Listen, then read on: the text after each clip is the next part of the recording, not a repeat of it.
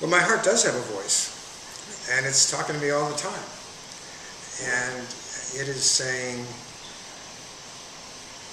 you were put on this earth for a purpose. We can talk about spiritual things a little bit, maybe not too much, but a little bit. And that purpose includes, among other things, giving back.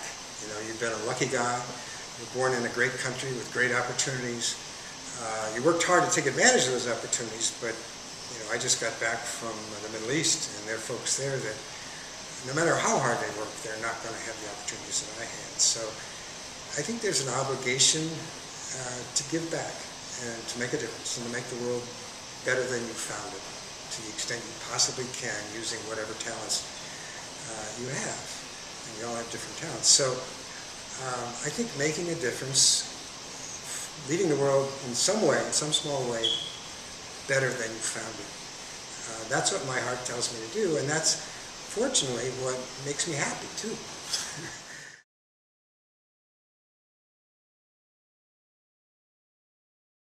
Now, why did I get interested in the first place? I was trekking in Nepal, and a friend of mine said that the disadvantaged, the homeless and so forth, are the Achilles heel of capitalism. In other words, we have this great system in America, but we have people who are not in the system. And this is a weakness of the democratic system. And I also happened to be over the Soviet Union before the wall came down, and they showed pictures of homeless folks on the doorsteps in New York City and said, this is capitalism, you don't want this. You know, our system's better. And this made me mad. And I said, you know, somebody ought to do something about that. And so, you know, there are a lot of reasons why this one spoke to me. There's spiritual reasons, there's kind of the psychic income you get of helping other people, there's a psychic income you get of solving a problem nobody else has ever solved. And all of these things add up. But the big one is making a difference, giving back.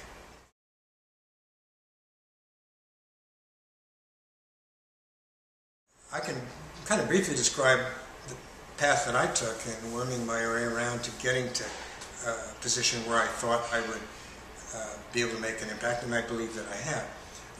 In the case of the state reform in Illinois, I just picked out a guy that I thought had a good shot at becoming governor, and I went to him and I said, and, you know, I wrote a check, not a big check, $1,000 I think it was, and I said, you know, you aren't doing much in the human services area. I think this is something voters care about, what happens to disadvantaged people, and you could use some talking points on that. How about giving me a chance to really understand the system? And I will go around, I'll interview people at the various intake centers and the welfare offices and so forth, and I'll come back with a sort of McKinsey-type bullet point outline as to what you would do if you were the governor, fix it all. And he said, that's great. And of course, all he's thinking about is getting elected. All he thinks about is a paragraph in his speech that'll make him look like he's compassionate. Doesn't care much about the issue at all, but is glad to have free help. And so I went around, I interviewed everybody, and I developed a real conviction that it was terribly ineffective. The left hand didn't know what the right hand was doing. The private sector would be right down the street from a state welfare office, and they didn't even know each other, and they were working with the same clients. And, you know, they just, all the things that we in business have learned that are wrong, that we know how to fix.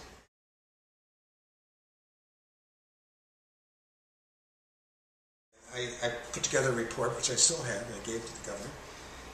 And he said, this is great. And I got him to meet with the human services agencies as part of the campaign. This fellow happened to be Republican. Republicans tended not to do that because they were assumed that those votes were always Democratic votes because of the unions, and that, you know, why waste your time? You've only got so many hours in the day campaigning. Why go to a place where they're not going to vote for you anyway?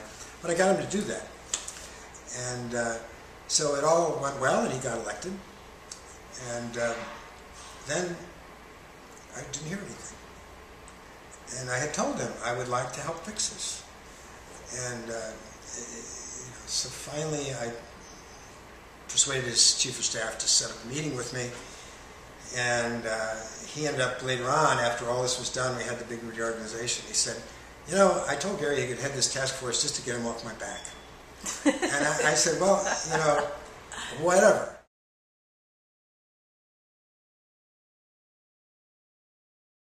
As a business person, we've had skills in organizing and managing enterprises and getting larger scale things fixed so they work and they do what they're supposed to do.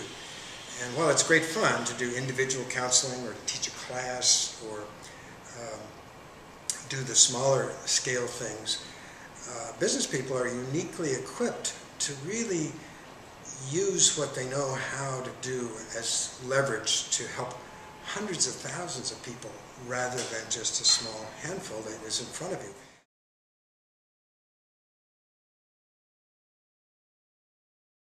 A person who has been on welfare for a long time usually has a multiplicity of problems. They have no job, maybe they have 2 kids by 2 different fathers, they're in a neighborhood that has very poor transportation, can't even get a cab. Even though they're close to a big city, they have no good way of getting over and back. This is who you've referred to as the ladies in the backyard. Yeah. They have alcohol and substance abuse problems often, not to mention domestic abuse. It's the kind of thing when you think about it, you say, gee, if I were in her shoes, what would I do? And the answer is not easy. And that's why you do need a holistic solution, and having a separate alcohol and substance abuse department makes no sense when almost all of the clients are people that are on welfare who are also the same people that have other issues that are handled by other food stamps in a different area and so on and so forth. So there's an opportunity for a systems approach, a holistic approach. Nobody's ever going to pick up the phone and say, hey, you're a CEO, you've got all this experience, why don't you come and look at my welfare system? They're starting to do that a little bit in education. You're seeing non-educators ending up in kind of key spots. Joel Klein in New York was a lawyer in Washington, no experience in education. So there's some flickerings that come and go of recognition that we in the private sector really can make a difference in this river of money. There is an opportunity for business people if they will just take the risk and be willing to literally start at the bottom in some senses. But you'll quickly figure out that there is a real important role for you and people will start to recognize that. But you can't assume that it's going to be there, they're going to hand it to you the minute you show up and say, I'm available. You've got to kind of, put in some time.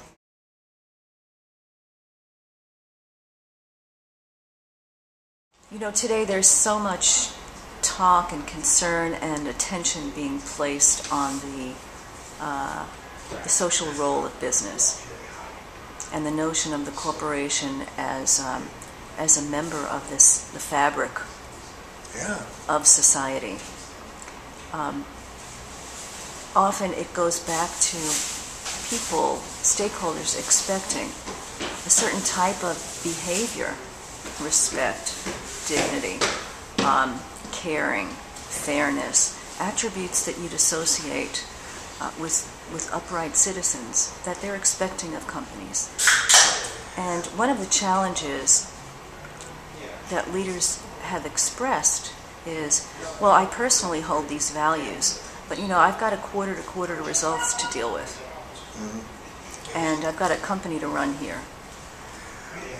Those are not mutually exclusive at all. In fact, it's enlightened self-interest, no question about it, to build the goodwill that comes from doing the kinds of things that corporations need to do to be part of an integrated fabric, as you describe it. McKinsey donated a bunch of folks, actually a team of about 8 people for 6 months to work in Illinois and Springfield to actually implement this $10 billion reorganization. For free, they went down, including expenses. The state didn't have a budget for this. And for McKinsey, the young people that join McKinsey expect to be able to do some things that are for the common good, not just always help somebody's sales force be more effective or whatever the business imperative is at the time. So being part of an organization that gives back is enlightened self-interest in terms of long-term retention of employees. It's not an either-or. At UPS, to be a manager at UPS for many years, you had to take a 6 months assignment as a volunteer at the Henry Street Settlement here in New York. This was part of how you learn to have empathy for the community in which you operate. It's a culture, and having a strong corporate culture, as McKinsey does. I maintain McKinsey has a fabulous culture. UPS has there are a number of companies with really powerful cultures, and this has to be part of it, because you can't feel like it's family unless the family is doing its part to the community.